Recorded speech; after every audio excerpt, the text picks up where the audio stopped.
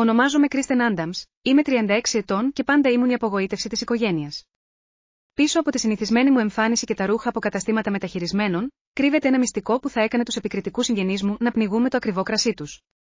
Απόψε, στην πολυτελή έπαυλη των γονιών μου, η αδελφή μου Διάνα θα κάνει τις συνηθισμένες της καυστικές παρατηρήσεις για τα οικονομικά μου. Δεν έχει ιδέα ότι αύριο το πρωί, το πρόσωπό μου θα κοσμεί το εξώφυλλο του περιοδικού Forbes. Ο Μπάτλερ έχει ήδη έτοιμο ένα προωθητικό αντίτυπο. Αν θέλετε να δείτε πώς κατάφερα τελικά να σιωπήσω την τοξική οικογένειά μου μετά από χρόνια περιφρόνησης, αφήστε ένα σχόλιο για να μου πείτε από που παρακολουθείτε, πατήστε το κουμπί, μου αρέσει, και εγγραφείτε για να δείτε περισσότερες ιστορίες για το Sweet Korma. Μεγάλωσα στο Gloucester County της Νέας Υόρκης, σε ένα τεράστιο επικιακό σπίτι με 6 υπνοδωμάτια, γήπεδο τένις και γονείς που μετρούσαν την επιτυχία αποκλειστικά με πτυχία από πανεπιστήμια της Ivy League και κοινωνικές σχέσεις. Ο πατέρας μου, Ρόμπερτ Άνταμς, δημιούργησε την επενδυτική του εταιρεία από το μηδέν, και η μητέρα μου, Έλανορ, προερχόταν από παλιά πλούσια οικογένεια με ένα όνομα που άνοιγε πόρτες σε όλους τους ελίτ κύκλους του Μανχάταν. Από τον νηπιαγωγείο, σχεδίασαν την πορεία μου.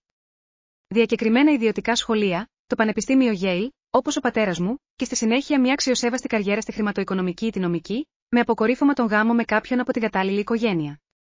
Η Νταϊάννα, η μεγαλύτερη αδελφή μου κατά 3 χρόνια, ακολούθησε αυτό το σχέδιο στην εντέλεια.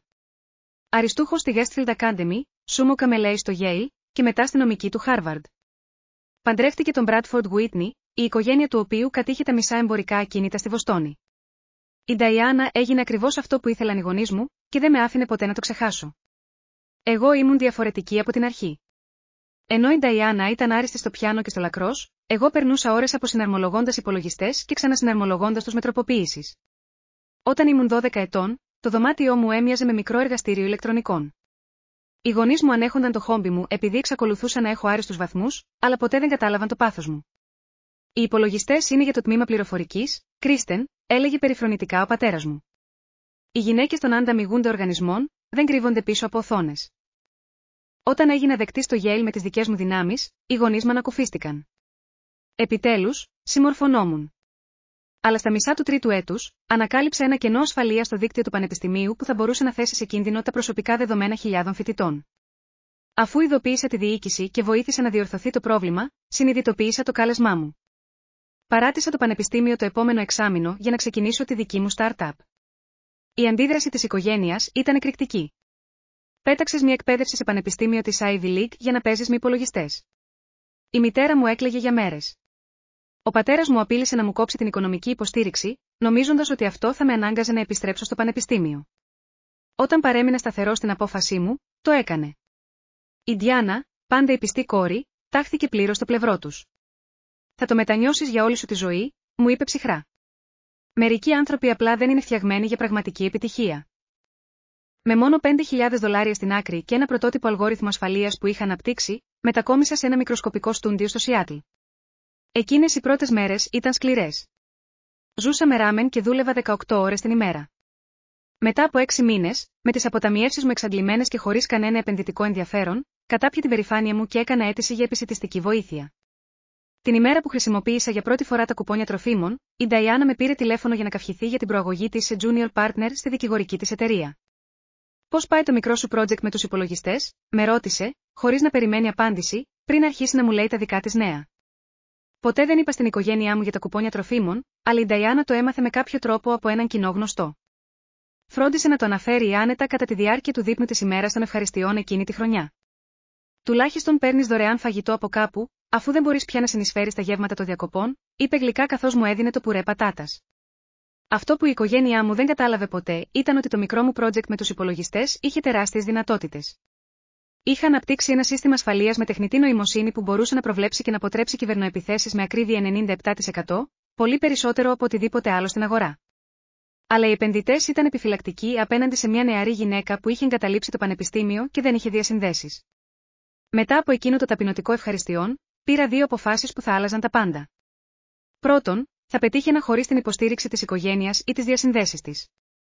Δεύτερον, όταν η εταιρεία μου θα απογειωνόταν, θα παρέμενα ανώνυμη ως διευθύνουσα σύμβουλος και ιδρύτρια της. Χρειάστηκαν άλλοι 8 μήνες σχεδόν φτώχειας πριν η Κάθαρη Μίτσαλ, μια έμπειρη επενδύτρια στον τομέα της τεχνολογίας που πραγματικά καταλάβαινε την τεχνολογία μου, μου έδωσε μια ευκαιρία. Η αρχική της επένδυση $500.000 κράτησε την εταιρεία στη ζωή αρκετά ώστε να τελειοποιήσουμε το προϊόν και να εξασφαλίσουμε τον πρώτο μας πελάτη, μια περιφερειακή τράπεζα που ανησυχούσε για τις αυξανόμενες κυβερνοαπειλές.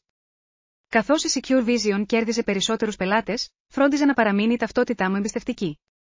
Στα χαρτιά, ήμουν απλά η Kristen Adams, Διευθύντρια Ανάπτυξης Προϊόντων. Δημιουργήσαμε έναν φανταστικό διευθύνοντα σύμβουλο με το όνομα Kay Adams, ο οποίος δεν εμφανιζόταν ποτέ δημόσια, επικοινωνούσε μόνο μέσω γραπτών δηλώσεων και περιστασιακά μέσω τηλεδιασκέψεων, στις οποίες στην πραγματικότητα ήμουν εγώ με μια ελαφριά μεταμφίεση της φωνής μου. Η εταιρεία αναπτύχθηκε εκθετικά τα επόμενα 10 χρόνια. Από τον τραπεζικό τομέα, επεκταθήκαμε σε κυβερνητικές συμβάσεις, συστήματα υγειονομικής περίθαλψης και τελικά σε διεθνείς αγορές.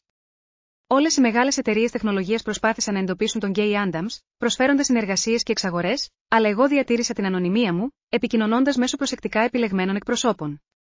Εν τω μεταξύ, η οικογένειά μου εξακολουθούσε να πιστεύει ότι αντιμετώπιζα ζούσο σκόπιμα κάτω από τις δυνατότητές μου, μένοντας σε ένα μέτριο σπίτι σε μια μεσαία γειτονιά του Σιάτλ, οδηγώντας ένα αξιόπιστο αλλά σήμαντο αυτοκίνητο και φορώντας πρακτικά, μη φανταχτερά ρούχα. Όταν επισκεπτόμουν την οικογένειά μου, κάτι που γινόταν όλο και πιο σπάνιο, διατηρούσα την εικόνα κάποιου που απλά τα βγάζει πέρα. Η Νταϊάννα, που τώρα είχε 2 παιδιά σε ιδιωτικό σχολείο και ένα καλοκαιρινό σπίτι στα Hamptons, δεν έχανε ποτέ την ευκαιρία να τονίσει την αντίθεση στον τρόπο ζωής μας. Οι γονείς μου, αν και λιγότερο ανοιχτά σκληροί, έκαναν σαφή την απογοήτευσή τους με διακριτικούς τρόπους. Από ευθείες ερωτήσεις για το συνταξιοδοτικό μου πρόγραμμα μέχρι προσφορές οικονομικής βοήθειας που στην πραγματικότητα ήταν απλώς υπενθυμίσεις της αποτυχίας μου. Τον περασμένο μήνα, το Forbes προσέγγισε τη Secure Vision για ένα αφιέρωμα. Μετά από μια δεκαετία επιτυχίας και με την εταιρεία να αποτιμάται πλέον σε 11 δισεκατομμύρια, το διοικητικό μας συμβούλιο θεώρησε ότι ήταν καιρός να αποκαλυφθεί ο μυστηριώδης ιδρυτής. Μετά από προσεκτική σκέψη, συμφώνησα ότι το άρθρο θα συνέπιπτε με την κυκλοφορία ενός επαναστατικού προϊόντος προσωπικής ασφάλειας στην κυβερνοχώρο, το οποίο θα μπορούσε να προστατεύσει τους μεμονωμένους χρήστες από τις πιο εξελιγμένες απάτες και απόπειρες κλοπής ταυτότητας. Η συνέντευξη πραγματοποιήθηκε στην έδρα μας στο Σιάτλ, με επαγγελματικές φωτογραφίες να τραβούνται με φόντο τα εργαστήρια ανάπτυξης μας. Μίλησα ανοιχτά για την πορεία μου, τις τεχνολογικές καινοτομίες που είχαμε δημιουργήσει και τους λόγους για τους οποίους παρέμεινα ανώνυμη για τόσο καιρό. Στον τομέα της τεχνολογίας, ειδικά ως γυναίκα, το να υποτιμάσαι μπορεί να είναι πλεονέκτημα, εξήγησα. Αυτό επέτρεψε στο έργο να μιλήσει από μόνο του. Το τεύχος θα έβγαινε στα περίπτερα αύριο. Ο τίτλος ήταν «Γνωρίστε την πιο μυστική δισεκατομμυριούχο CEO της τεχνολογίας». Η καθαρή μου περιουσία, που εκτιμάται συντηρητικά σε $4,2 δισεκατομμύρια, θα γινόταν δημόσια γνωστή. Η οικογένειά μου θα μάθαινε επιτέλους την αλήθεια για την υποτιθέμενη αποτυχημένη κόρη τους. Και από καθαρή σύμπτωση, απόψε ήταν το δείπνο για την 40η επέτειο γάμου των γονιών μου. Το τηλεφώνημα από τον υπεύθυνο δημοσίων σχέσεων μου ήρθε ακριβώς καθώς ντυνόμουν για το δείπνο. Κρίστεν, το τεύχος του Forbes θα κυκλοφορήσει νωρίτερα. Ορισμένα αντίτυπα έχουν ήδη φτάσει στα σπίτια των συνδρομητών σήμερα αντί για αύριο. Ο καρδιακός μου ρυθμός διπλασιάστηκε αμέσως. Τι θα γίνει με την περιοχή των γονιών μου? Η κομιτεία του Westchester θα λάβει τις παραδόσεις αύριο το πρωί όπως έχει προγραμματιστεί, αλλά η ηλεκτρονική πρόσβαση στη ψηφιακή έκδοση θα είναι διαθέσιμη από τα μεσάνυχτα απόψε. Κοίταξα το ρολόι μου. 6:30 μετά μεσημβρίαν. Το δείπνο ξεκινούσε στις 7. Τεχνικά, θα μπορούσα ακόμα να παρευρεθώ στην επέτειο και να φύγω πριν δει κανείς το άρθρο. Αλλά κάτι μέσα μου ήθελε να είμαι εκεί όταν θα το ανακάλυπταν. 10 χρόνια συγκαταβατικότητας και κριτικής άξιζαν μια θέση στην πρώτη σειρά για την αποκάλυψη. Ευχαριστώ για την ενημέρωση, είπα στην υπεύθυνη δημοσίων σχέσεων μου. Πρέπει να κλείσω τώρα.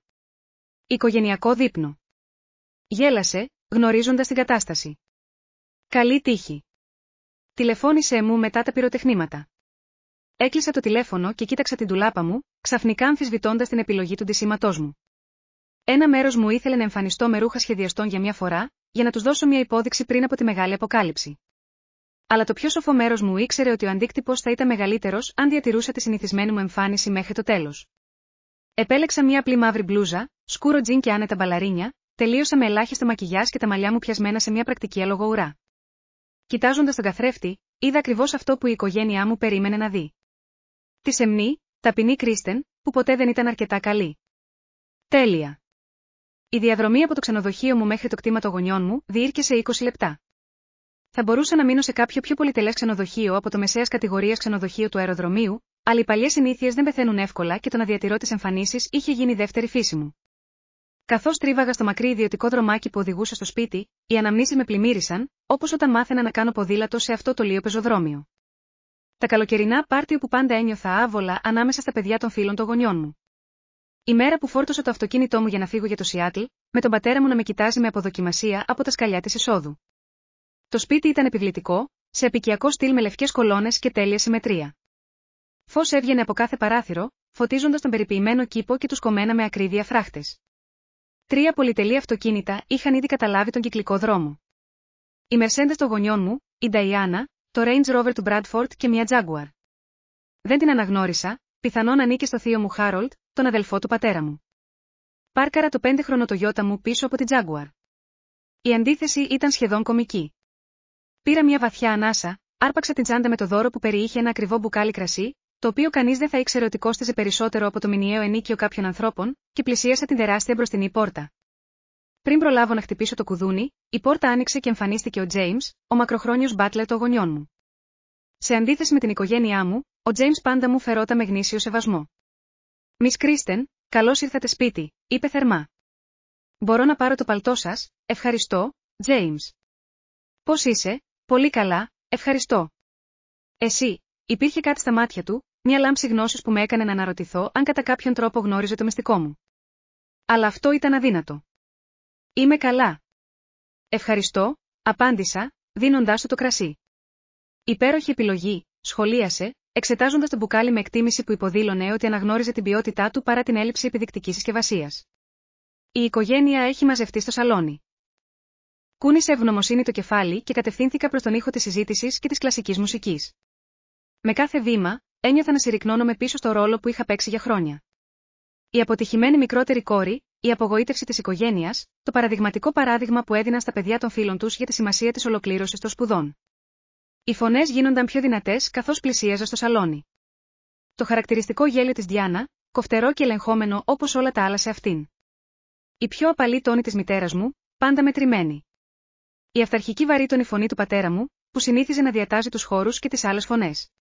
Η οικογένεια, φίλοι και συγγενείς είχαν μαζευτεί για να γιορτάσουν 4 δεκαετίες αυτού που όλοι στον κύκλο τους θεωρούσαν πρότυπο γάμου. Σταμάτησα στην πόρτα, παρατηρώντας τη σκηνή πριν με προσέξει κανείς. Η μητέρα μου, κομψή στα 68 της, με ένα κομψό ναυτικό φόρεμα, δεχόταν συγχαρητήρια από ένα μικρό κύκλο φίλων. Ο πατέρας μου, διακεκριμένος με τα σημαίνια μαλλιά του, συζητούσε κάτι με τον θείο Χάρολτ δίπλα στο τζάκι. Η Νταϊάννα και ο Μπράντφορντ κάθονταν στο ακριβό δερμάτινο καναπέ, με την τέλεια στάση τους και τα συντονισμένα ρούχα τους να μοιάζουν με κάτι από περιοδικό lifestyle. Η ξαδέρφη μου, η Μελίσσα, με εντόπισε πρώτη. «Κρίστεν, τα κατάφερες». Ο ενθουσιώδης χαιρετισμός της τράβηξε την προσοχή όλων στην πόρτα. Αμέσως, η ενέργεια του δωματίου άλλαξε. Το χαμόγελο της μητέρας μου έγινε ελαφρώς τεταμένο. Η έκφραση του πατέρα μου παρέμεινε ουδέτερη, αλλά οι ώμοι του σφίχτηκαν. Τα μάτια της Νταϊάννα έκαναν μια γρήγορη αξιολόγηση της ενδυμασίας μου, το ελαφρύ χαμόγελό της υποδηλώνοντας ότι τη βρήκε κατάλληλα απογοητευτική. «Αγάπη μου, ήρθες», είπε η μητέρα μου, διασχίζοντας το δωμάτιο για να με φιλήσει στα 2 μάγουλα.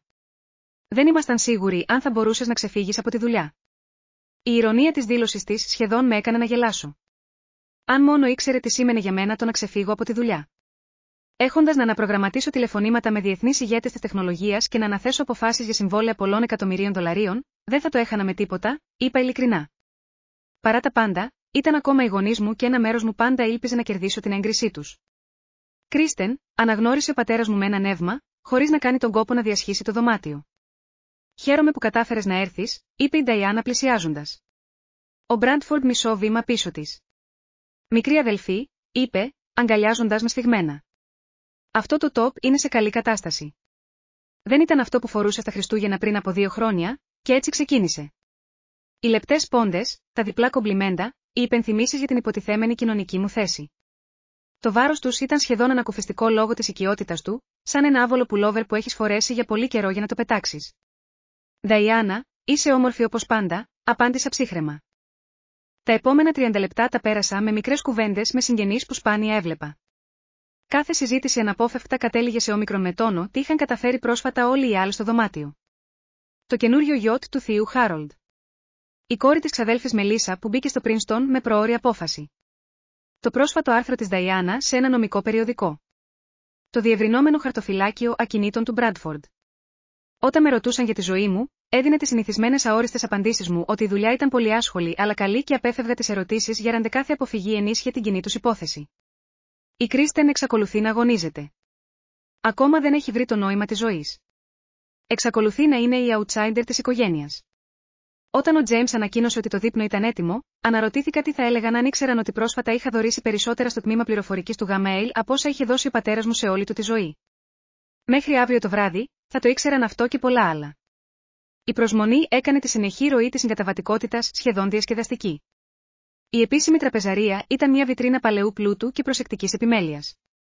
Ένας κρυστάλλινος πολυέλαιος κρεμόταν πάνω από ένα μαόνι τραπέζι που μπορούσε να φιλοξενήσει 20 άτομα, αν και απόψε ήταν στρωμένο για 10. Φίνα πορσελάνες, ασημένια σκεύη και κρυστάλλινα ποτήρια λάμπουν κάτω από το ζεστό φωτισμό. Φρέσκα λουλούδια αρωμάτιζαν τον αέρα και ο τοίχος με τα παράθυρα πρόσφερε θέα στο φωτισμένο κήπο από πίσω. Κάρτες με τα ονόματα οδηγούσαν κάθε καλεσμένο στη θέση του, και δεν με εξέπληξε το γεγονός ότι βρισκόμουν στην άκρη του τραπεζιού, δίπλα στη σύζυγο του θείου Χάρολτ, Τζούντιθ, και απέναντι από τη ξαδέλφη Μελίσσα.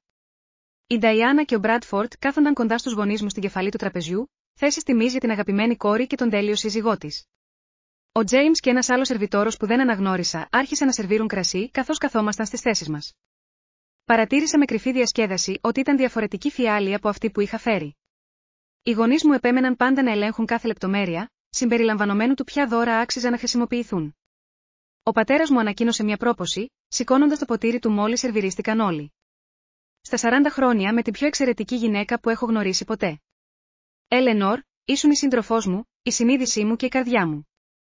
Εις άλλα 40 χρόνια. Τα ποτήρια χτύπησαν και εγκριτικά μουρμουριτά ακούστηκαν γύρω από το τραπέζι. Ο γάμος των γονιών μου, παρά την παραδοσιακή του αυστηρότητα, ήταν πραγματικά ισχυρός.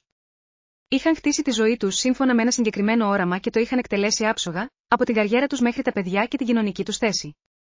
Το γεγονός ότι η Νταϊάννα τέριαζε απόλυτα σε αυτό το όραμα, ενώ εγώ όχι, ήταν απλώς μια τυχής απόκλιση που είχαν μάθει να δικαιολογούν. Και στα υπέροχα παιδιά μας, πρόσθεσε η μητέρα μου, που μας έχουν δώσει τόσο υπερηφάνεια και χαρά. Η Νταϊάννα, που ηγείται του τμήματός της σε μια από τις πιο διάσημες εταιρείες της Βοστόνης, ενώ μεγαλώνει δύο όμορφα παιδιά, και η Κρίστεν, που πάντα χάραξε τη δική της πορεία. Η παύση πριν από τη φράση «χάραξε τη δική της πορεία» ήταν πολύ σημαντική. Ήταν ο ευγενικός τρόπος τους να αναγνωρίσουν την ύπαρξή μου χωρίς να υποστηρίξουν τις επιλογές μου.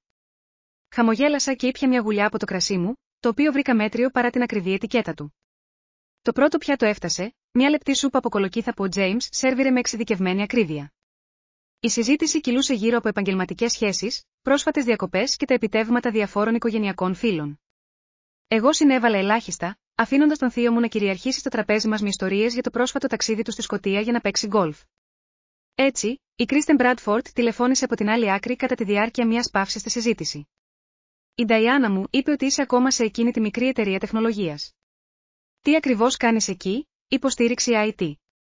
Ο τόνος του υποδείκνυε ότι ήξερε ήδη την απάντηση και τη βρήκε αρκετά μη εντυπωσιακή. Η Νταϊάννα χαμογέλασε ενθαρρυντικά, σαν ενδιαφερόταν πραγματικά για την απάντησή μου και όχι για να δημιουργήσει μια άλλη ευκαιρία να τονίσει την αντίθεση μεταξύ μας. Εργάζομαι στην ανάπτυξη λογισμικού ασφαλείας, απάντησα απλά. Ακούγεται τεχνικό, είπε η μητέρα μου με τον ίδιο ενθουσιασμό που θα χρησιμοποιούσε για να περιγράψει μια οδοντιατρική επέμβαση. Ο πατέρας μου συνοφρίωσε ελαφρώς. Υπάρχει μέλλον σε αυτή τη θέση, στην ηλικία σου, θα έπρεπε να σκέφτεσαι τις ευκαιρίες προόδου. Πάντα υπάρχει ανάγκη για καλούς τεχνικούς υπολογιστών, πρόσθεσε ευγενικά ο θείος Χάρολτ, αν και η διατύπωσή του κατέστησε σαφές ότι το θεωρούσε εργασία για εργάτες. Είμαι σίγουρη ότι η Κρίστεν κάνει ομικρον με τόνο τι καλύτερο μπορεί με το υποβαθρό της, είπε η Νταϊάννα, καταφέρνοντας να κάνει τα λόγια υποστήριξης να ακούγονται βαθιά πατροναριστικά. Δεν είναι όλοι φτιαγμένοι για ηγεσία. Κράτησα το γέλιο μου, σκέφτοντας την ομάδα των 300 προγραμματιστών που αναφέρονταν στην οργάνωσή μου και το διοικητικό συμβούλιο που εφάρμοζε τη στρατηγική μου όραση. Ανταυτού, κούνησα το κεφάλι με εκτίμηση για την υποστήριξη της Νταϊάννα. Η αγορά για τεχνικό ταλέντο είναι στην πραγματικότητα αρκετά καλή, είπα ήπια. Είμαι άνετα. Το να νιώθεις άνετα είναι καλό όταν είσαι νέος, απάντησε ο πατέρας μου. Αλλά τελικά πρέπει να σκεφτείς να χτίσεις πραγματική περιουσία, ακίνητα, επενδύσεις, συνταξιοδοτικό πρόγραμμα. Μιλώντας για ακίνητα, ο Μπράντφορντ παρενέβη ομαλά. Μόλις κλείσαμε μια όμορφη έκταση μπροστά στη λίμνη στο Μπέρξας, 3 στρέμματα με ιδιωτική πρόσβαση στο νερό. Αυτή την άνοιξη ξεκινάμε την κατασκευή ενός εξοχικού σπιτιού. Και έτσι, η συζήτηση επέστρεψε στα επιτεύγματα εκείνων που είχαν ακολουθήσει την εγκεκριμένη πορεία. Το κυρίως πιάτο έφτασε, τέλεια μαγειρεμένο φιλέτο μοσχαριού με ψητά λαχανικά και πατάτες με τρούφα. Έτρωγα σιωπηλά, παρατηρώντας τη δυναμική της οικογένειας με το αποστασιοποιημένο ενδιαφέρον ενός ανθρωπολόγου. Η Νταϊάννα κυριάρχησε στη συζήτηση, περιγράφοντας λεπτομερώς τα επιτεύγματα των παιδιών της στο αποκλειστικό ιδιωτικό σχολείο τους και την πρόσφατη νίκη της σε μια υψηλού προφίλ εταιρική υπόθεση. Κάθε ιστορία ήταν φτιαγμένη για να τονίζει την επιτυχία της, ενώ φαινόταν ταπεινή, μια ικανότητα που είχε αποκτήσει μετά από χρόνια πρακτικής. Ο δικαστής ανέφερε το προηγούμενο επιχείρημά μου στην απόφασή του, κατέληξε, δέχοντας τα επιδοκιμαστικά μουρμουριτά με ένα σεμνό χαμόγελο. Αλλά αρκετά με τις βαρετές νομικές υποθέσεις μου. Κρίστεν, ενημέρωσέ μας για τη ζωή σου. Κανένα ενδιαφέρον νέο, όλα τα βλέμματα στράφηκαν σε μένα με προσδοκία. Η παγίδα είχε στηθεί. Οτιδήποτε σημαντικό θα μπορούσα να μοιραστώ θα οχριούσε σε σύγκριση με όσα είχαν ήδη συζητηθεί. Οτιδήποτε μετριοπαθές θα επιβεβαίωνε την εκτίμησή τους για την περιορισμένη επιτυχία μου. Η δουλειά με κρατάει απασχολημένη, απάντησα. Αλλά μου αρέσει αυτό που κάνω. Και η προσωπική σου ζωή, επέμεινε η μητέρα μου. Κανένας ειδικός άνθρωπος, δεν γίνεσαι νεότερη, αγαπητή μου. Η Νταϊάννα κοίταξε τον Μπραντφορντ με αγάπη. Το να έχεις έναν υποστηρικτικό σύντροφο κάνει μεγάλη διαφορά στην οικοδόμηση μιας επιτυχημένης ζωής. Ο Μπραντφορντ έχει συμβάλει καθοριστικά στην εξέλιξη της καριέρας μου. Αναλαμβάνει τόσα πολλά στο σπίτι όταν έχω μεγάλες υποθέσεις. Οι σωστές γνωριμίες έχουν επίσης σημασία, πρόσθεσε ο πατέρας μου. Ο Μπραντφορντ σύστησε την Νταϊάννα στο Χάφσαμ, κάτι που οδήγησε την εταιρεία της να κερδίσει τον εταιρικό τους λογαριασμό. Το networking είναι το παν στην οικοδόμηση μιας καριέρας. Είμαι σίγουρη ότι η Κρίστεν συναντά ενδιαφέροντες ανθρώπους στο τεχνικό τομέα, πρόσθεσε εξαδέλφη Μελίσσα. Προσπαθούσε να είναι ευγενική, αλλά έχασε εντελώς το νόημα.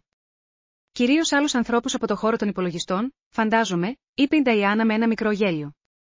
Αν και υποθέτω ότι αυτός ο κόσμος έχει τη δική του εκδοχή της επιτυχίας. Το δεύτερο κρασί της βραδιάς σερβιριζόταν. Ένα σπάνιο κρασί, άρχισε να εξηγεί λεπτομερώς ο πατέρας μου. Το αναγνώρισα αμέσως, έχοντας προσθέσει αρκετές κάσες στη δική μου συλλογή πέρυσι, αλλά διατήρησα μια έκφραση ευγενικής άγνοιας καθώς ενημέρωνε τους παρευρισκόμενους για την περιοχή προέλευσής του και τις γευστικές του νότες. Αυτός ο συγκεκριμένος αμπελώνας παράγει μόνο 800 μπουκάλια ετησίως, εξήγησε. Η λίστα αναμονής για την κατανομή του είναι αρκετά αποκλειστική. Καθώς το δείπνο προχωρούσε με τα προσεκτικά ενορχιστρωμένα πιάτα, η συζήτηση συνέχιζε το προβλέψιμο μοτίβο της. Μοιράζονταν επιτεύγματα, αναφέρονταν ονόματα γνωστών και γίνονταν λεπτές συγκρίσεις. Μέσα σε όλα αυτά, διατήρησα το ρόλο μου ως η αποτυχημένη κόρη, το μέλος της οικογένειας που είχε επιλέξει έναν ακατανόητο εναλλακτικό δρόμο και τώρα πλήρωνε το τίμημα με μειωμένο κύρος και οικονομικούς περιορισμούς. Δεν ήξεραν ότι σε λιγότερο από 24 ώρες, όλα θα άλλαζαν. Η σκέψη αυτή με έκανε να χαμογελάω σε κάθε ελαφρώς καλυμμένη προσβολή και έκφραση ανησυχίας για το μέλλον μου. Καθώς σερβίρονταν το επιδόρπιο, μια περίτεχνη δημιουργία σοκολάτα συνοδευόμενη από φρέσκα μούρα και φύλλα χρυσού, η συζήτηση στράφηκε πιο άμεσα προς τα οικονομικά. Ο πατέρας μου πίστευε πάντα ότι η συζήτηση για τα χρήματα ήταν κατάλληλη μεταξύ των μελών της οικογένειας, μια φιλοσοφία που είχε επιτρέψει δεκαετίες λεπτών συγκρίσεων και αξιολογήσεων του κοινωνικού κύρους. Ο Μπραντφορντ και εγώ σκέφτεται να δημιουργήσουμε καταπιστευματικά ταμεία για τα παιδιά, ανακοίνωσε η Νταϊάννα, βάζοντας μια ακριβή ποσότητα επιδόρπιο στο πιρούνι της. Με τις τρέχουσες φορολογικές επιπτώσεις, είναι λογικό να ξεκινήσουμε νωρίς τη μεταφορά του πλούτου. Μια σοφή απόφαση, ο πατέρας μου κούνησε το κεφάλι εγκριτικά. Ξεκινήσαμε το δικό σου και όταν γεννήθηκες, φυσικά, η Κρίστεν είχε πρόσβαση στο δικό της νωρίς γιατί ήταν πάλι, αγαπητή μου, εκείνη την επιχείρηση με τους υπολογιστές που δεν πέτυχε. Αυτή ήταν μια σκόπιμη παραποίηση. Δεν είχα αγγίξει ποτέ το καταπιστευματικό μου ταμείο, το οποίο παρέμεινε ανέπαφο, αλλά μέτριο σε σύγκριση με αυτό που είχε λάβει η Νταϊάννα όλα αυτά τα χρόνια μέσω διαφόρων προστικών που είχαν κάνει οι γονείς μου για να ανταμείψουν τις επιλογές της. Στην πραγματικότητα, δεν χρησιμοποίησα ποτέ το καταπιστευματικό ταμείο, διόρθωσα ήρεμα. Ήθελα να χτίσω κάτι με τις δικές μου δυνάμεις, γέλασε ελαφρά η Νταϊάννα. Ναι, η περίφημη ανεξαρτησία σου. Αν και, αν θυμάμαι καλά, αυτή η ανεξαρτησία οδήγησε σε κάποιες μάλλον δύσκολες στιγμές. Η μητέρα μου είπε ότι για αρκετό καιρό ψώνιζες σε καταστήματα με εκπτώσεις. Η μητέρα μου είχε την ευγένεια να φαίνεται ελαφρώς αμήχανη. Το ανέφερα μόνο επειδή ανησυχούσα, αγαπητή μου. Δεν είναι ντροπή να δέχεσαι την υποστήριξη της οικογένειας σε δύσκολες περιόδους. Θυμάμαι εκείνες τις μέρες, συνέχισε η Νταϊάννα, ζεσταίνοντας το θέμα της. Δεν υπήρχε μια περίοδος που λάμβανες δημόσια βοήθεια, ήταν κουπόνια τροφίμων, έτσι δεν είναι, το τραπέζι έμεινε για λίγο σιωπηλό. Ακόμα και σε αυτή την οικογένεια, το να αναφέρεις άμεσα τις οικονομικές δυσκολίες κάποιου ήταν πέρα από τα όρια. Αλλά η Νταϊάννα ήξερε πάντα ακριβώς πόσο μακριά μπορούσε να φτάσει διατηρώντας μια εύλογη άρνηση. Νταϊάννα, μουρμούρισε η μητέρα μου σε ένδειξη διαμαρτυρίας. Τι, δεν κρίνω. Απάντησε η Νταϊάννα με προσποιητή αθωότητα. Πολλοί άνθρωποι χρειάζονται βοήθεια μερικές φορές. Απλά πιστεύω ότι είναι σημαντικό να αναγνωρίζουμε ότι η επιλογή ορισμένων δρόμων έχει συνέπειες. Η δουλειά μου με το φιλανθρωπικό ίδρυμα Children's Foundation μου έδειξε πόσο γρήγορα μπορούν να επιδεινωθούν οι οικονομικές συνθήκες χωρίς τον κατάλληλο προγραμματισμό. Ο Bradford κούνησε καταφατικά το κεφάλι.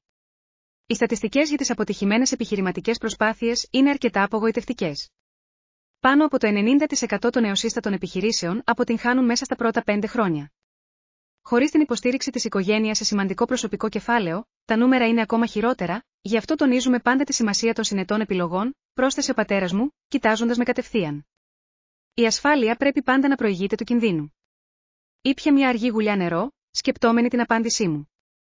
Για χρόνια, είχα αφήσει σχόλια όπως αυτά να περάσουν, γνωρίζοντας ότι μια μέρα η αλήθεια θα αποκαλυπτόταν.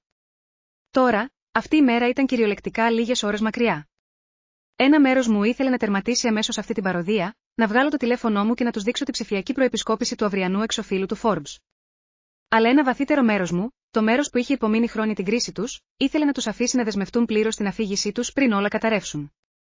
Έμαθα πολλά κατά τη διάρκεια αυτών των δύσκολων χρόνων, είπα προσεκτικά. Είμαι σίγουρη ότι έμαθες, απάντησε η Νταϊάννα, με τόνο γεμάτο συγκαταβατικότητα. Και όμως, εδώ είμαστε, 10 χρόνια μετά, ακόμα στην ίδια δουλειά, ακόμα νοικιάζοντας αντί να αγοράζουμε, ακόμα οδηγώντας το ίδιο παλιό αυτοκίνητο. Μερικοί άνθρωποι δίνουν προτεραιότητα σε διαφορετικά πράγματα, παρενέβη η ξαδέρφη Μελίσσα, προσπαθώντας να διαλύσει την ένταση. Η Νταϊάννα την αγνόησε.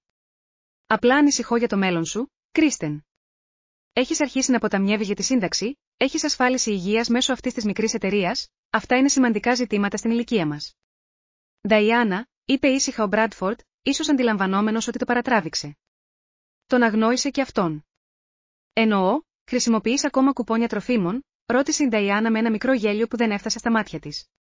Γιατί αν τα πράγματα είναι ακόμα τόσο δύσκολα, μπορούμε να σε βοηθήσουμε να βρεις μια θέση πιο κατάλληλη για τα προσόντα σου. Ο Bradford γνωρίζει αρκετές εταιρείες που χρειάζονται διοικητικό προσωπικό. Το δωμάτιο έμεινε σιωπηλό, εκτός από το απαλό κροτάλισμα των μαχαιροπύρουνων. Όλοι φαινόταν άβολα, αλλά κανείς δεν αντέκρουσε την Νταϊάννα. Ο πατέρας μου εξέτασε το ποτήρι κρασιού του με ξαφνικό ενδιαφέρον. Η μητέρα μου τακτοποίησε την πετσέτα της στην αγκαλιά της. Ο θείος Χάρολτ και η σύζυγός του αντάλλαξαν μα σκέφτηκα όλες τις στιγμές που είχαν οδηγήσει σε αυτή. Τις νύχτες που είχα κοιμηθεί σε ένα στρώμα στο πάτωμα του πρώτου μου γραφείου. Τους επενδυτές που με είχαν απορρίψει χωρίς καν να δουν το πρωτότυπο μου. Τους πρώτους υπαλλήλους που είχαν πιστέψει στο όραμά μου, όταν με το ζόρι καταφέρναμε να πληρώσουμε τους μισθούς. Τη σταδιακή και δύσκολη ανάπτυξη ενός ασφαλούς οράματος, από μια απελπισμένη ρυψοκίνδυνη προσπάθεια σε έναν παγκόσμιο ηγέτη στον τομέα της κυβερνοασφάλειας. Και ξαφνικά ένιωσα ήρεμος. Αυτοί οι άνθρωποι με το στενό ορισμό της επιτυχίας και τις προσεκτικά επιμελημένες ζωές τους δεν είχαν πια καμία εξουσία πάνω μου. Η κρίση τους βασιζόταν σε μια φαντασία που είχα αφήσει να συνεχιστεί και σε λίγες ώρες αυτή η φαντασία θα εξαφανιζόταν. Πριν προλάβω να απαντήσω στο σχόλιο της Νταϊάννα για τα κουπόνια τροφίμων, ο Τζέιμς εμφανίστηκε στην πόρτα με ασυνήθιστη τυπικότητα. Ακόμα και για αυτόν, συγγνώμη για τη διακοπή, είπε, με τη φωνή του να ακούγεται καθαρά σε όλη την τραπεζαρία. Έχει φτάσει μια ειδική παράδοση για την κυρία Κρίστεν. Όλα τα βλέμματα στράφηκαν προς αυτόν και μετά προς εμένα. Δεν είχα κανονίσει καμία παράδοση και για μια στιγμή ήμουν πραγματικά μπερδεμένη. Ο Τζέιμς έκανε στην άκρη και ένας άλλος υπάλληλος μπήκε κρατώντας ένα περιοδικό με το εξώφυλλο στραμμένο μακριά από το τραπέζι. Η συγκυρία ήταν τόσο τέλεια που φαινόταν σκηνοθετημένη, αν και ήξερα ότι πρέπει να ήταν σύμπτωση. Ήταν σημειωμένο ως επίγον, εξήγησε ο Τζέιμς, χωρίς να προδίδει τίποτα με την έκφρασή του, καθώς ο σερβιτόρος πλησίαζε τη θέση μου. Ο courier επέμενε να παραδοθεί αμέσως. Όταν ο σερβιτόρος γύρισε το περιοδικό για να μου το δώσει, το εξώφυλλο του Forbes έγινε ορατό σε όλους στο τραπέζι. Η επαγγελματική μου φωτογραφία του κοίταζε μαζί με τον τολμηρό τίτλο «Γνωρίστε τον πιο μυστικοπαθή δισεκατομμυριούχο CEO της τεχνολογίας». Η σιωπή που ακολούθησε ήταν απόλυτη. Δέχτηκα το περιοδικό με σταθερά χέρια, ευχαριστώντας το σερβιτόρο σαν να ήταν κάτι συνηθισμένο να λαμβάνω ένα προωθητικό αντίγραφο του Forbes με εμένα στο εξώφυλλο. Κοιτάζοντας προς τα πάνω, παρατήρησα την παγωμένη εικόνα γύρω από το τραπέζι. Κάθε πρόσωπο έδειχνε σοκ με τον δικό του μοναδικό τρόπο. Ο πατέρας μου ήταν στη μέση μιας γουλιάς όταν εμφανίστηκε το περιοδικό. Τώρα καθόταν ακίνητος, με το ποτήρι κρασιού ακόμα υψωμένο, το πρόσωπο του χλωμό καθώς επεξεργαζόταν αυτό που έβλεπε. Δίπλα του, η τέλεια διατηρημένη ψυχραιμία της μητέρας μου είχε σπάσει, το στόμα της ελαφρώς ανοιχτό, τα μάτια της διάπλατα από δυσπιστία. Η Νταϊάννα είχε την πιο δραματική αντίδραση. Όλο το χρώμα είχε φύγει από το πρόσωπό της, αφήνοντας το πορσελάνινο χρώμα της κάτω από το τέλειο μακιγιάζ της. Τα μάτια της έτρεχαν από το περιοδικό στο πρόσωπό μου και πάλι πίσω, σαν να έψαχνε για αποδείξεις για κάποιο περίτεχνο αστείο. Ο Μπραντφόρντ φαινόταν εξίσου έκπληκτος, η συνηθισμένη αυτοπεποίθησή του είχε αντικατασταθεί από απόλυτη σύγχυση.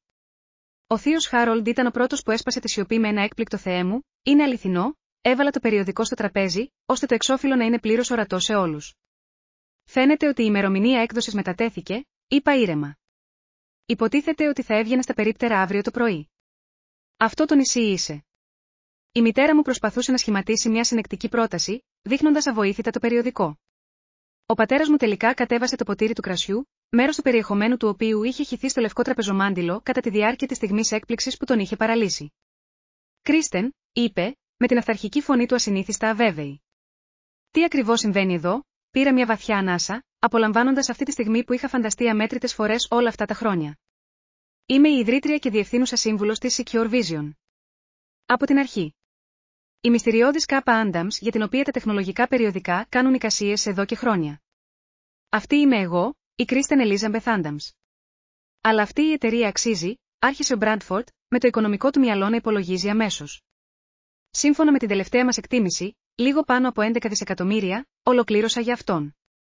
Το άρθρο εκτιμά την προσωπική μου καθαρή αξία σε 4,2 δισεκατομμύρια δολάρια, αν και αυτό είναι κάπως συντηρητικό. Η Νταϊάννα έβγαλε ένα μικρό πνιγμένο ήχο. Η ξαδέλφη Μελίσσα αναστέναξε ακουστά. Απέναντι από το τραπέζι, οι εκφράσεις κυμαίνονταν από έκπληξη έως δυσπιστία και τις πρώτες ενδείξεις επανεκτίμησης. Γιατί το κράτησες μυστικό, κατάφερε τελικά να ρωτήσει η μητέρα μου. Από την ίδια σου την οικογένεια, ήταν η ερώτηση που περίμενα. Και όμως, ακούγοντας την εκφέρεται φωναχτά, συνειδητοποίησα πόσο βαθιά είχαν αποτύχει να με καταλάβουν. Ακόμα και τώρα, η απάντηση φαινόταν τόσο προφανής από τη δική μου οπτική γωνία που ήταν δύσκολο να την εκφράσω με λόγια. Όταν ξεκίνησα τη Secure Vision, κανείς σε αυτή την οικογένεια δεν πίστευε σε μένα ή στο όραμά μου. Είπα απλά ότι η απόφαση να παραμείνω ανώνυμη ως διευθύνουσα σύμβουλος ήταν αρχικά μια επιχειρηματική στρατηγική. Σε έναν κλάδο που κυριαρχούν οι άντρες, το να είσαι μια νεαρή γυναίκα ιδρυτής δημιουργούσε περιττά εμπόδια. Χρησιμοποιώντας μόνο τα αρχικά μου και διατηρώντας την ιδιωτικότητά μου, η εταιρεία και η τεχνολογία μας μπορούσαν να αξιολογηθούν αποκλειστικά με βάση την αξία τους. Αλλά αφού έγινες επιτυχημένη, επέμεινε ο πατέρας μου, με το επιχειρηματικό του μυαλό. Γιατί να συνεχίσει την παροδία, μέχρι τότε, το μοτίβο είχε καθιερωθεί σε αυτή την οικογένεια, απάντησα, κοιτάζοντας κατευθείαν την Νταϊάννα.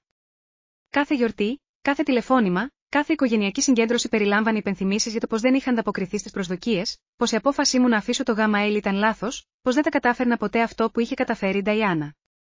Μετά από λίγο, έγινε ένα συναρπαστικό κοινωνικό πείραμα. Πώς θα μου φερόσασταν όλοι σας αν δεν γνωρίζατε ποτέ για την επιτυχία μου, μας παραπλάνησε σκόπιμα, είπε η Νταϊάννα, βρίσκοντας επιτέλους τη φωνή της.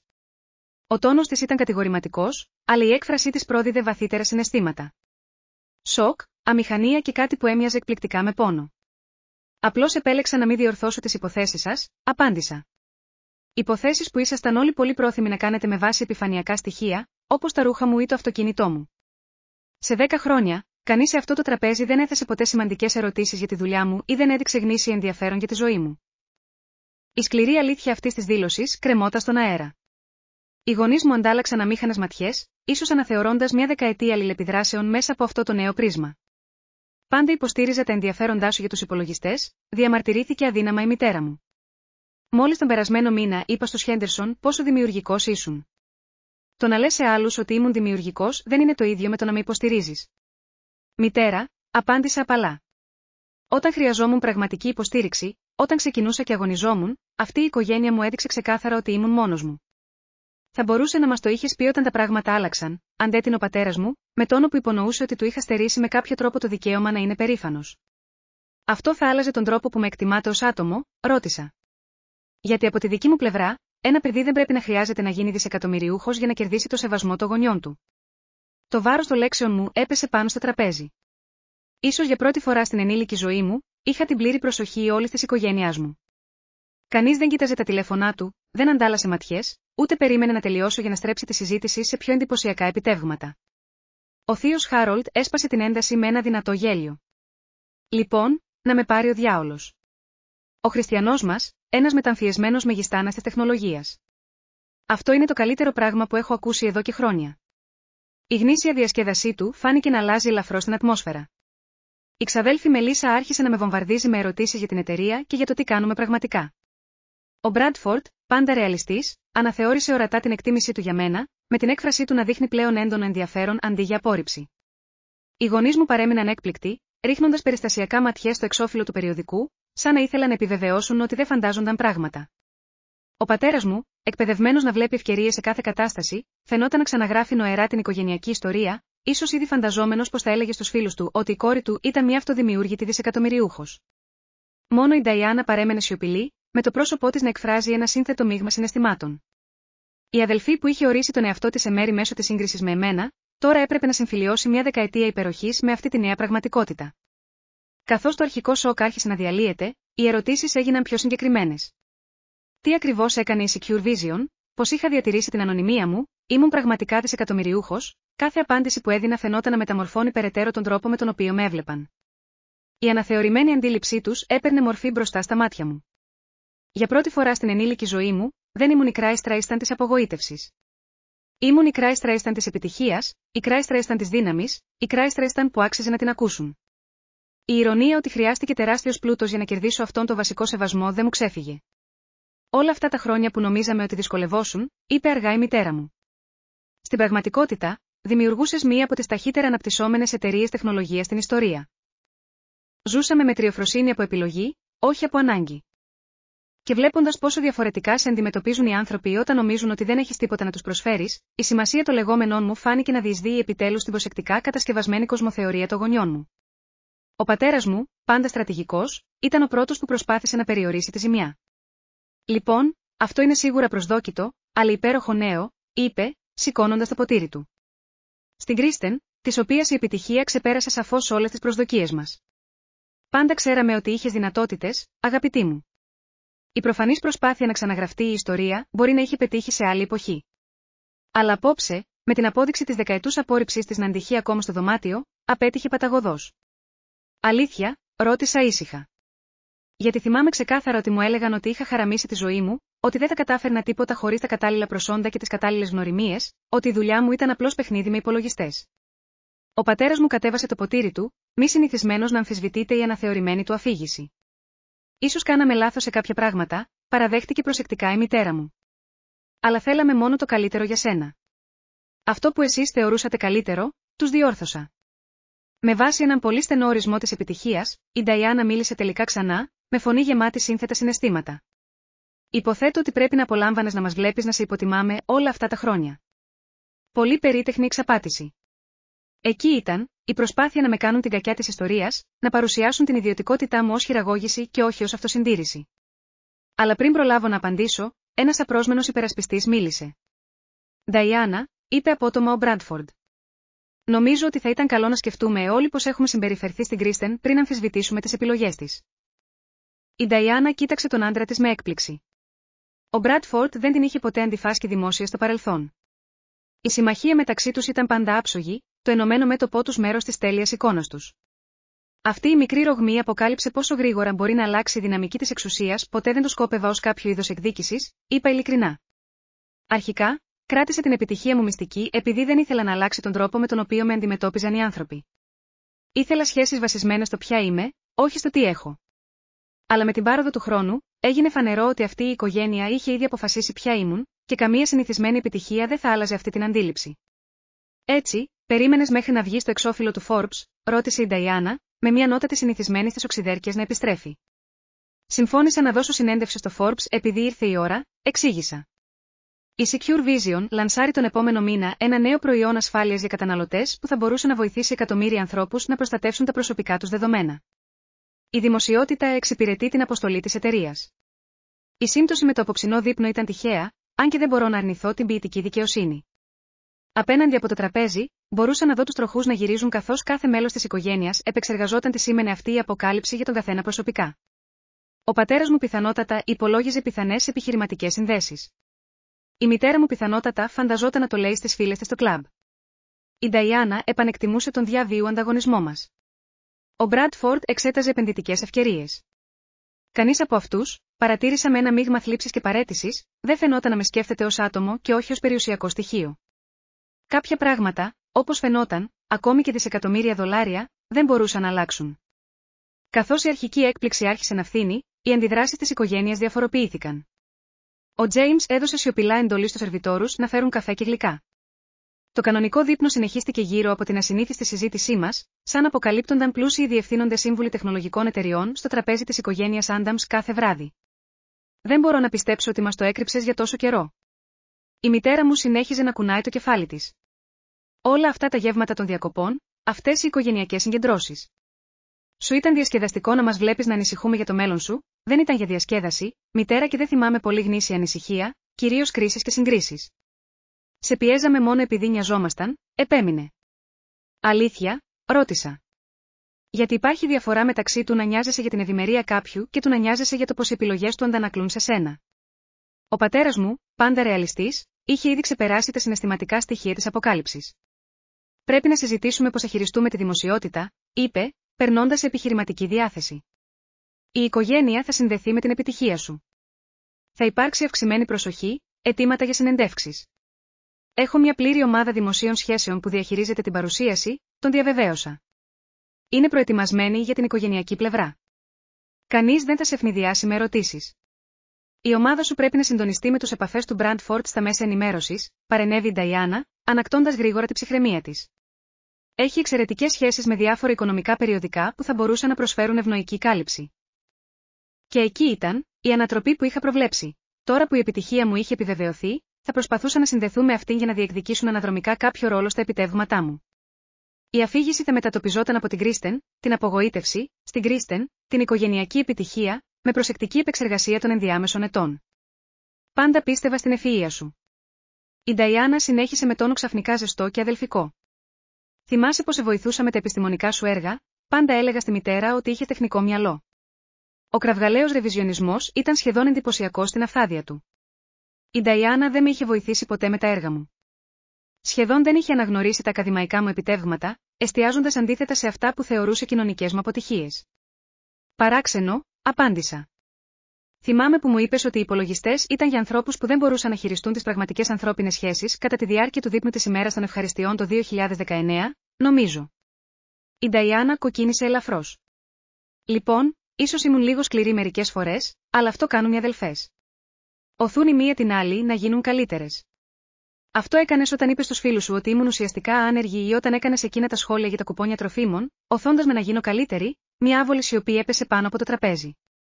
Ο Μπραντφορντ καθάρισε το λαιμό του. Νομίζω ότι η Νταϊάννα εννοεί ότι οι οικογενειακές σχέσεις είναι περίπλοκες, είπε διπλωματικά. Αλλά τώρα μπορούμε να προχωρήσουμε με μια νέα κατανόηση. Μια νέα κατανόηση, επανέλαβα σκεπτικά. Είναι ένας ενδιαφέρον τρόπος να το διατυπώσεις, γιατί από τη δική μου πλευρά, τίποτα δεν έχει αλλάξει για μένα απόψε. Είμαι το ίδιο άτομο που ήμουν όταν έφτασα στο δείπνο. Το μόνο που έχει αλλάξει είναι η αντίληψή σας για την αξία μου. Αυτό δεν είναι δίκαιο, Κρίστεν. Ο πατέρας μου διαμαρτυρήθηκε. Πώς θα μπορούσαμε να γνωρίζουμε για την επιτυχία σου, αν εσύ την έκρυβες σκόπιμα από εμάς, δεν έπρεπε να γνωρίζετε για τον τραπεζικό μου λογαριασμό, διευκρίνησα. Αλλά θα μπορούσατε να με γνωρίζατε ως άτομο. Τις αξίες μου, τα πάθη μου, τη δουλειά που δίνει νόημα στη ζωή μου. Κανείς από εσάς δεν ρώτησε ποτέ. Η μητέρα μου φαινόταν πραγματικά μπερδεμένη. Ρωτούσαμε συνεχώς για τη δουλειά σου.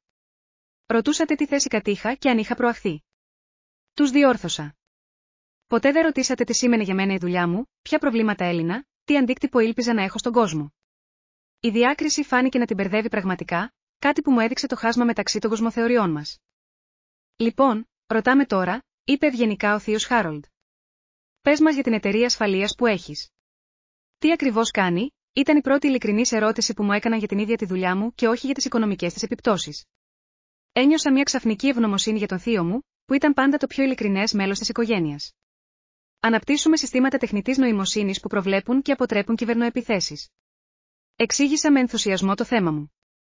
Η τεχνολογία μας προστατεύει τα πάντα, από τραπεζικά συστήματα έως δίκτυα νοσοκομείων και κυβερνητικές υποδομές. Μόνο πέρυσι, αποτρέψαμε επιθέσεις που θα μπορούσαν να θέσουν σε κίνδυνο τα προσωπικά δεδομένα πάνω από 300 εκατομμυρίων ανθρώπων. Καθώς μιλούσα για την ουσία της δουλειάς μου, παρατήρησα μια σαφή διαφορά στις αντιδράσεις γύρω από το τραπέζι. Ο θείος μου και η εξαδέλφη μου Μελίσσα άκουγαν με γνήσιο ενδιαφέρον. Ο Μπραντφορντ πρόσεχε πολύ, πιθανώς αξιολογώντας πιθανές επενδυτικές προοπτικές. Αλλά οι γονείς μου και η Νταϊάννα φαινόταν ανυπόμονοι με τις τεχνικές λεπτομέρειες, πιο ενδιαφερόμενοι για τις επιπτώσεις του κύρους τους παρά για την πραγματική καινοτομία. Και αυτό σε έκανε δισεκατομμυριούχο, με διέκοψε ο πατέρας μου, επιστρέφοντας στο οικονομικό θέμα. Εξαιρετικό. Πρέπει να συζητήσουμε την επενδυτική σου στρατηγική. Έχω κάποιες γνωριμίες στην Goldman Sachs που θα μπορούσαν να σε βοηθήσουν να διαφοροποιήσει τα χαρτοφυλακιά σου. Η οικονομική μου ομάδα έχει τα πράγματα υπό έλεγχο, ευχαριστώ, απάντησα. Αλλά οι συμβουλές της οικογένειας είναι διαφορετικές, επέμεινε. Χρειάζεσαι ανθρώπους που μπορείς να εμπιστευτείς. Η ηρωνία αυτής της δήλωσης έμεινε να αιωρείται στον αέρα. Η εμπιστοσύνη πρέπει να κερδίζεται. Και αυτή η οικογένεια μου είχε δείξει επανειλημμένα ότι η εκτίμησή τους για την αξία μου εξαρτιόταν από εξωτερικά σημάδια επιτυχίας. Μιλώντας για οικογένεια, είπε η Νταϊάννα, αλλάζοντας ομαλά τακτική. Θα πρέπει να έρθεις να μας επισκεφτείς σύντομα στη Βοστόνη. Τα παιδιά θα ήθελαν πολύ να περάσουν χρόνο με την επιτυχημένη θεία τους. Βρίσκονται σε μια ηλικία που επηρεάζονται εύκολα και είναι πολύ σημαντικό να έχουν ισχυρά γυναικεία πρότυπα. Αυτά ήταν τα ίδια ανήψια με τα οποία είχε περιορίσει προηγουμένως την επαφή μου. Εξηγούσε σε άλλους, μπροστά μου, ότι η θεία Κρίστεν ακόμα προσπαθεί να βρει το δρόμο της στη ζωή, σαν οι επιλογές μου να μπορούσαν με κάποιο τρόπο να μολύνουν τα τέλεια παιδιά της. Θα ήταν ωραίο, είπα ουδέτερα, αν και οι δύο ξέραμε ότι η δυναμική είχε αλλάξει ριζικά. Δεν ήμουν πλέον το παραδειγματικό παράδειγμα, αλλά η επιτυχία που θα ήθελα να διεκδικήσουν. Ίσως θα μπορούσε να μιλήσει στο σχολείο τους, πρότεινε η Νταϊάννα. Έχουν ένα υπέροχο πρόγραμμα για την ημέρα καριέρας. Θα ελέγξω το πρόγραμμά μου, απάντησα, γνωρίζοντας ότι ήμουν κλεισμένη για μήνες με εμφανίσεις στα μέσα ενημέρωσης, συναντήσεις με επενδυτές και παρουσιάσεις προϊόντων. Καθ' όλη τη διάρκεια αυτής της συζήτησης, η μητέρα μου ήταν ασυνήθιστα σιωπηλή, μελετώντας με μια έκφραση που δεν μπορούσα να ερμηνεύσω. Τελικά, μίλησε. Απλά δεν καταλαβαίνω γιατί ένιωσες ότι δεν μπορούσες να μας το πεις, είπε. Και για πρώτη φορά εκείνο το βράδυ, άκουσα γνήσια πληγή κάτω από την κοινωνική επιφάνεια. Είμαστε οι γονείς σου. Πάντα θέλαμε την ευτυχία σου. Αυτή η στιγμή ευαισθησίας με έπιασε προετοίμαστο. Σε όλα τα σενάρια που είχα φανταστεί για αυτή την αποκάλυψη, είχα προβλέψει αμυντική στάση, προσπάθεια να ξαναγράψουν την ιστορία και γρήγορες αλλαγές για να εκμεταλλευτούν την επιτυχία μου. Δεν ήμουν προετοιμασμένος για την πιθανότητα γνήσιας πληγής. Νομίζω ότι έχουμε διαφορετικούς ορισμούς της ευτυχίας, είπα προσεκτικά. Θέλατε να ακολουθήσω ένα μονοπάτι που θα σας έκανε περήφανος στον κοινωνικό σας κύκλο. Εγώ χρειαζόμουν να χτίσω κάτι σημαντικό με τους δικούς μου όρους, και δεν θα ήσασταν περήφανοι γι' αυτό, ρώτησε ο πατέρας μου, δείχνοντας το περιοδικό. Θα με υποστηρίζατε για να το πετύχω, αντέδρασα. Όταν κοιμόμουν σε ένα στρώμα στο πάτωμα του γραφείου μου, όταν ζούσα με ράμεν και δούλευα 20 ώρες την ημέρα, όταν το 90% των παρόμοιων επιχειρήσεων αποτυγχάνουν, ή θα με πίεζες να τα παρατήσω, να πάρω μια ασφαλή δουλειά σε εταιρεία, να επιστρέψω στο κοπάδι, η σιωπή του ήταν αρκετή απάντηση. Η αλήθεια είναι, συνέχισα, ότι αυτή η οικογένεια πάντα μέτρησε την αξία με έναν πολύ συγκεκριμένο τρόπο. Τα σωστά σχολεία, η σωστή καριέρα, οι σωστές γνωριμίες, η σωστή διεύθυνση. Επέλεξα έναν διαφορετικό δρόμο και αυτή η επιλογή αντιμετωπίστηκε ως προσωπική αποτυχία και όχι ως μια νόμιμη εναλλακτική λύση. Αυτό δεν είναι αλήθεια, διαμαρτυρήθηκε η Νταϊάννα. Αλλά η αντίρρησή της δεν ήταν πιστική. Δεν είναι, ρώτησα. Πότε ήταν η τελευταία φορά που κάποιος σε αυτό το τραπέζι εξέφρασε γνήσιο ενδιαφέρον για τη δουλειά μου πριν μάθει τα οικονομικά της αποτελέσματα, πότε ήταν η τελευταία φορά που οι επιλογές μου έγιναν σεβαστές και όχι απλώς ανεκτές, πότε ήταν η τελευταία φορά που με κρίνανε για αυτό που είμαι και όχι για αυτό που έχω, οι ερωτήσεις έμειναν να αιωρούνται στον αέρα. Άβολα, αλλά απαραίτητα. Για πρώτη φορά ίσως, έλεγα την αλήθεια μου χωρίς να τη φιλτράρω από την ανάγκη για έγκριση. Νομίζω, είπε αργά η μητέρα μου, ότι ίσως κάναμε λάθος σε κάποια πράγματα. Προερχόμενη από την Eleanor Adams, αυτή η επιφυλακτική παραδοχή ήταν άνευ προηγουμένου. Η μητέρα μου είχε χτίσει την ταυτότητά της γύρω από το να είναι σωστή σε όλα τα θέματα κοινωνικής σημασίας, με τις κρίσεις της να είναι τόσο ακριβής όσο και η τακτοποίηση του τραπεζιού της. Το εκτιμώ αυτό, είπα, μαλακώνω ελαφρώς. Και ελπίζω ότι αυτό μπορεί να αποτελέσει ένα σημείο καμπής για τον τρόπο που σχετιζόμαστε μεταξύ μας, αλλά αυτό θα απαιτήσει πραγματική αλλαγή, όχι μόνο μια προσαρμογή με βάση τον τραπεζικό μου λογαριασμό. Η Νταϊάννα, που δεν ένιωθε ποτέ άνετα με τις γνήσιες συναισθηματικές στιγμές, γρήγορα οδήγησε τη συζήτηση σε πιο ασφαλές έδαφος. Λοιπόν, θα μετακομίσεις τώρα, αναβαθμίζοντας τον τρόπο ζωής σου, ξέρω έναν υπέροχο μεσίτη ακινήτων που ειδικεύεται σε πολυτελείς ιδιοκτησίες. Μου αρέσει το σπίτι μου, απάντησα απλά. Και το αυτοκίνητό μου λειτουργεί τέλεια. Οι επιλογές μου στον τρόπο ζωής δεν έχουν να κάνουν με οικονομικούς περιορισμούς. Έχουν να κάνουν με προσωπικές αξίες. Αυτή η ιδέα φάνηκε να την μπερδεύει πραγματικά. Στον κόσμο της Νταϊάννα, ο πλούτος υπήρχε για να επιδεικνύεται μέσω της σωστής διεύθυνσης, του σωστού αυτοκινήτου, των σωστών σχολείων, των σωστών διακοπών.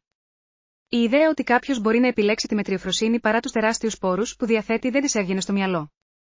Αλλά σίγουρα θα κάνεις κάποιες αλλαγές, επέμεινε. Ίσως ένα εξοχικό, ή τουλάχιστον μερικά καινούρια ρούχα. Κοίταξα την απλή μαύρη μπλούζα μου.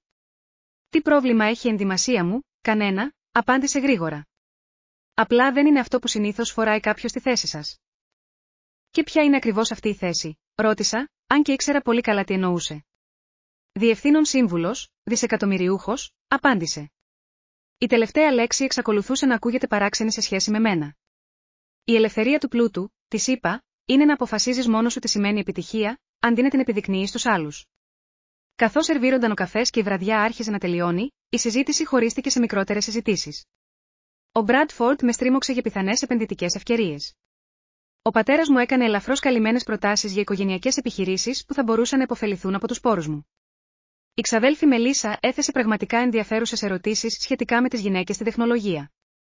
Μέσα σε όλα αυτά, διατήρησα την ψυχραιμία μου, χωρίς να απορρίψω εντελώς την οικογένειά μου, αλλά και χωρίς να αφήσω τον εαυτό μου να απορροφηθεί από την αναθεωρημένη αφήγησή τους. Η αλήθεια ήταν ότι αυτές οι σχέσεις ήταν πολύπλοκες, με μια ιστορία που δεν μπορούσε να σβηστεί με μια μόνο αποκάλυψη, όσο δραματική και αν ήταν. Η Νταϊάννα πλησίασε καθώς ετοιμαζόμουν να φύγω, με μια συνήθιστα αβέβαιη έκφραση. Σου χρωστάω μια συγγνώμη, είπε ήσυχα, μακριά από τους άλλους. Μερικά από τα σχόλιά μου όλα αυτά τα χρόνια ήταν αγενή. Ήταν ίσως το πιο κοντινό πράγμα σε γνήσια μετάνοια που είχα ακούσει ποτέ από την αδελφή μου, αν και δεν έφτασε στο σημείο να αναγνωρίσει πλήρως το μοτίβο της συμπεριφοράς της. Σε ευχαριστώ που το λες αυτό, απάντησα, επιλέγοντας να μην το κάνω εύκολο αποδεχόμενη αμέσως. Ελπίζω να μπορούμε να κάνουμε μια νέα αρχή, συνέχισε. Πάντα θαύμαζα την ανεξαρτησία σου, ξέρεις, ακόμα και αν δεν καταλάβαινα πάντα τις επιλογές σου. Η αναθεώρηση της ιστορίας ήταν λεπτή αλλά αδιαμφισβήτητη. Η Νταϊάννα δεν είχε ποτέ θαυμάσει την ανεξαρτησία μου. Την είχε καταδικάσει, την είχε γελιοποιήσει, την είχε χρησιμοποιήσει ως απόδειξη της αδυναμίας μου να καταλάβω πώς λειτουργούσε πραγματικά ο κόσμος. Θα ήθελα μια καλύτερη σχέση, είπα ειλικρινά. Αλλά θα πρέπει να βασίζεται στο ποιοι είμαστε πραγματικά, όχι στο ποιοι προσποιούμαστε ότι είμαστε για τα μάτια του κόσμου. Εκείνη κούνησε το κεφάλι, αν και δεν ήμουν απόλυτα πεπισμένη ότι κατάλαβε τι εννοούσα. Για την Νταϊάννα, η εμφάνιση και η πραγματικότητα ήταν τόσο πολύ συνυφασμένες για τόσο καιρό, που το να τις διαχωρίσει θα ήταν πραγματικά δύσκολο. Καθώς ο Τζέιμς με βοηθούσε με το παλτό μου, η μητέρα μου πλησίασε για μια τελευταία κουβέντα. Θα έρθει στο κυριακάτικο μπραντς την επόμενη εβδομάδα? Ρώτησε. Έχουμε τόσα πολλά να πούμε. Η πρόσκληση ήταν καινούρια. Το κυριακάτικο μπραντς ήταν από καιρό αφιερωμένο στην Νταϊάννα και την οικογένειά της, μια παράδοση στην οποία σπάνια συμμετείχα. Θα κοιτάξω το ημερολόγιό μου, υποσχέθηκα. Χωρίς να δεσμεύομαι, αλλά και χωρίς να αρνούμε. Καθώς ετοιμαζόμουν να φύγω, συνειδητοποίησα ότι, ενώ η βραδιά είχε εξελιχθεί σε μεγάλο βαθμό όπως είχα προβλέψει, οι συνέπειες θα ήταν πιο περίπλοκες από μικρομετώνω τι είχα φανταστεί. Τα χρήματα αλλάζουν τα πάντα, λέει η παροιμία. Και απόψε αυτό αποδείχθηκε αληθινό με τρόπους τόσο αναμενόμενους όσο και εκπληκτικούς. Περπατώντας προς το συνηθισμένο μου αυτοκίνητο στην κυκλική είσοδο.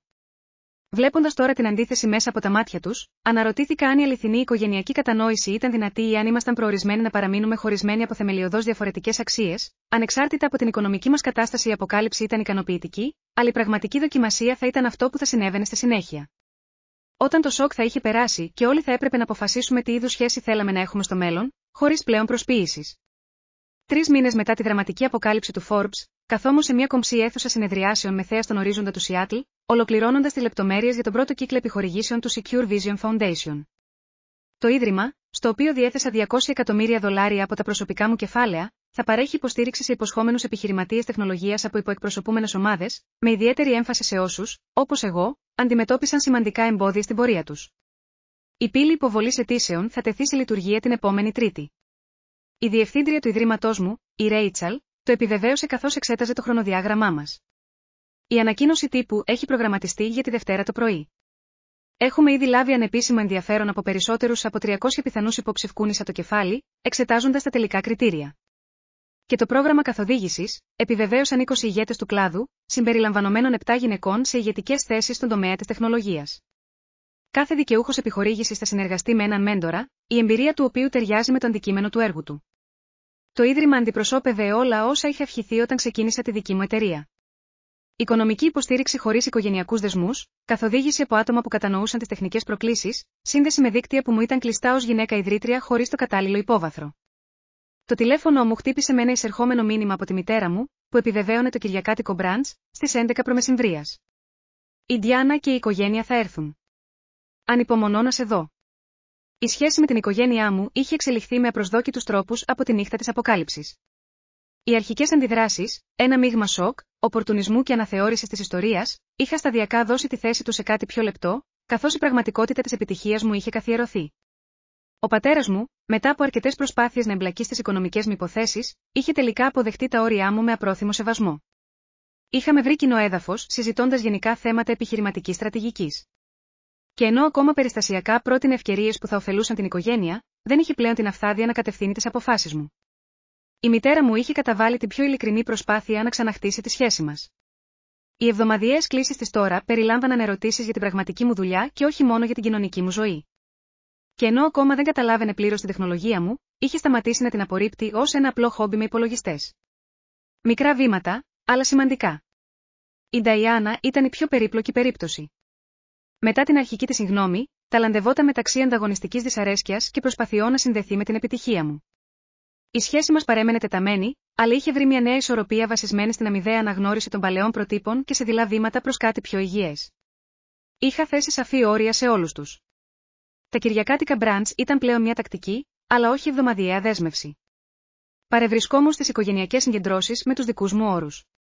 Δεν ένιωθα πλέον υποχρεωμένη να δέχομαι κριτική ή επικρίσεις.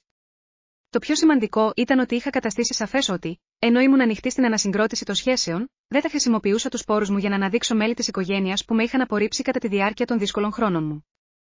Το άρθρο του Forbes είχε ανοίξει πόρτες που δεν είχα προβλέψει. Ως μία από τις λίγες γυναίκες δισεκατομμυριούχες στον τομέα της τεχνολογίας και με μια ασυνήθιστη ιστορία, είχα προσκληθεί να μιλήσω σε συνέδρια, πανεπιστήμια και εκδηλώσεις του κλάδου.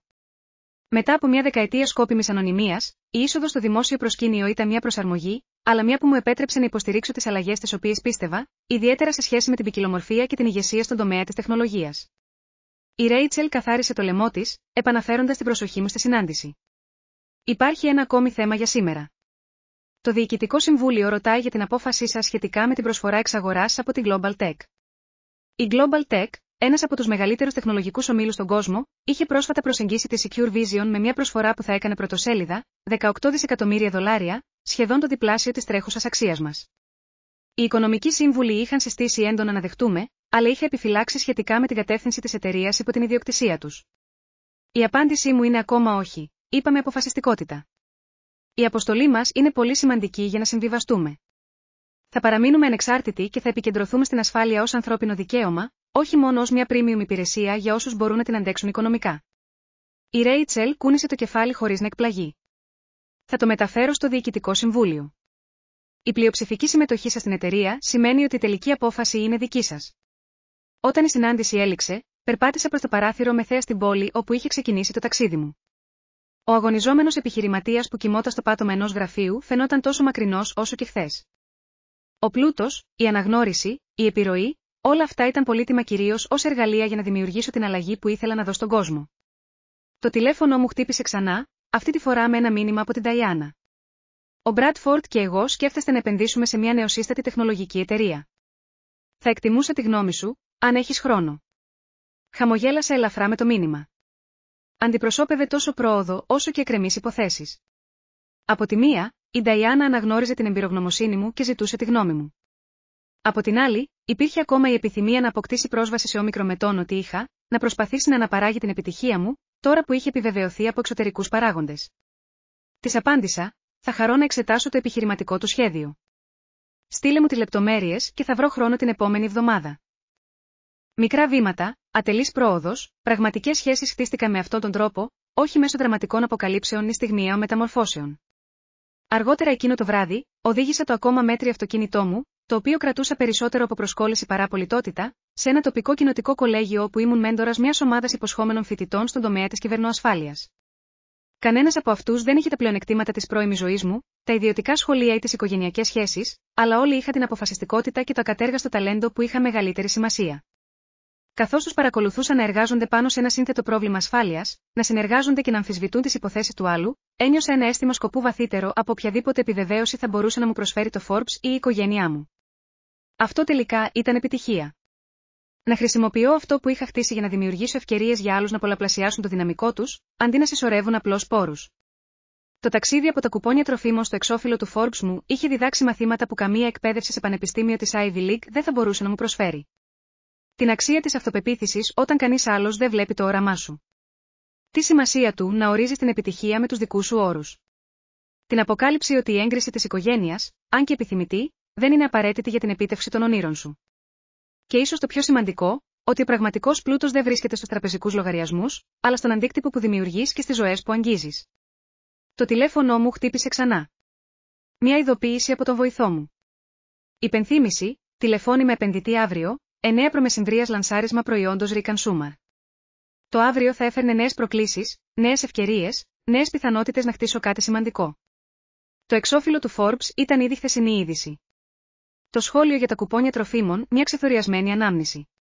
Αυτό που απέμεινε ήταν η δουλειά, ο σκοπός, το συνεχιζόμενο ταξίδι προς τα εμπρός. Έχει ζήσει ποτέ μια στιγμή που η πραγματική σου αξία αναγνωρίστηκε τελικά από ανθρώπους που σε είχαν υποτιμήσει, ή μήπως έχετε βρεθεί στην αντίθετη πλευρά, συνειδητοποιώντας πολύ αργά ότι έχετε υποτιμήσει κάποιον σημαντικό στη ζωή σας. Μοιραστείτε την ιστορία σας, τα σχόλια παρακάτω. Μερικές φορές η πιο γλυκιά επιτυχία είναι να αποδείξετε ότι έκαναν λάθος όσοι δεν πίστεψαν ποτέ σε εσάς. Αν αυτή η ιστορία σας άγγιξε, κάντε like, εγγραφείτε και μοιραστείτε τη με κάποιον που μπορεί να χρειάζεται μια υπενθύμηση ότι οι απόψεις των άλλων δεν καθορίζουν την αξία σας. Σας ευχαριστώ που ακούσατε και θυμηθείτε ότι η καλύτερη εκδίκηση δεν είναι απλώς η επιτυχία, αλλά η επιτυχία με τους δικούς σας αυθεντικούς όρους.